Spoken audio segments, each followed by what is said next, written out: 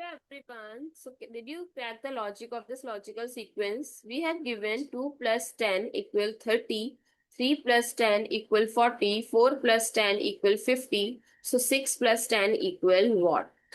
So if you haven't cracked the logic yet, watch my solution in this video.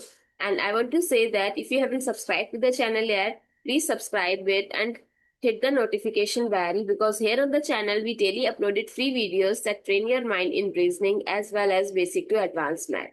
So now take a good look to the resolution. 2 plus 10 equal 30. Not possible at all. So what we can do, we can multiply instead of adding. So 2 times 10 is 20, and then add this 10 to it. 2 plus 20 plus 10 is 30.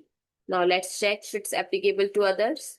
3 times 10 is 30, and again add 10 gives 40. 4 times 10 is 40 plus 10 50. So what replace the question mark? 6 plus 10, 16? No, not here. 6 times 10, 60 plus 10, 70. So what replace the question mark? 70. I hope it's clear and you find it useful. Don't forget to share your feedback. Thank you so much for watching this video. See you in the next video.